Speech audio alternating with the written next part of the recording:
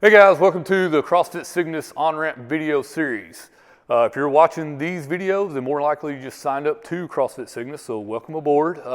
These videos are just serving as kind of a guideline on some of the things you're going to encounter here at your time at CrossFit Cygnus. Some of our warm-up routines, stretching routines, just mobility routines to kind of help you get acclimated to the things you're going to encounter in class. Anytime, feel free to kind of reach out to myself or any of the other coaches if you have questions about any of these things. But without further ado, let's just get started.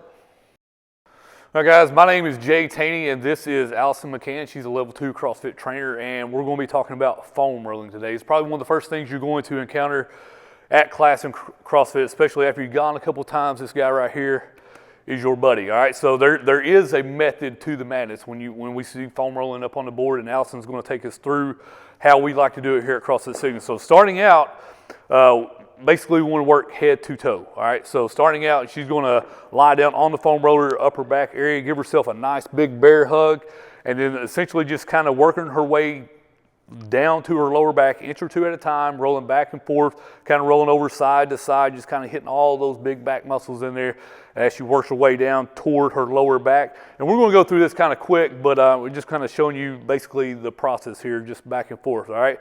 So once she makes her way down to her lower back, we need to get into the lats, the side back muscle right here. So I'm going to have her roll over on her side.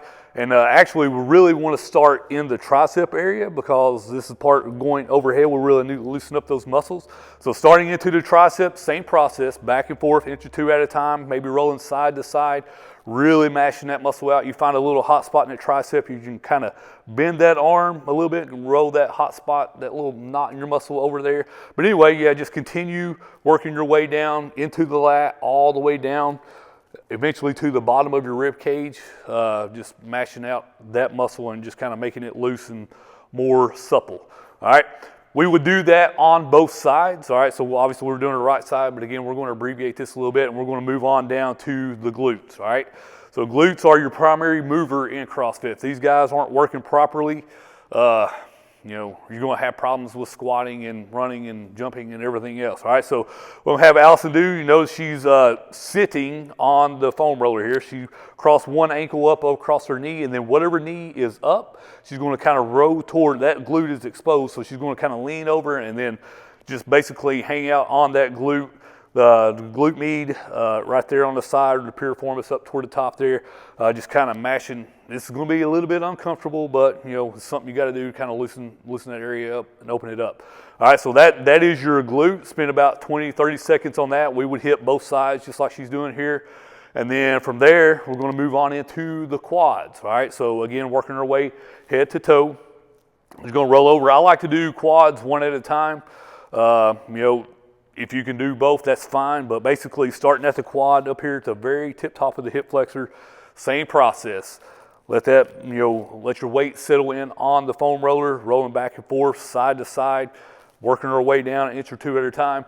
A lot of times we'll also find in our quad that we have nice little hot spots or little knots in there. So if we find one, just simply bend that leg up, just let that knot sit on that, bend that leg up, just kind of work it out a little bit, mash that knot out, and then move on through. Keep going down. Again, she did her right leg here. We would obviously do both legs. Spend, again, about 20-30 seconds on both sides.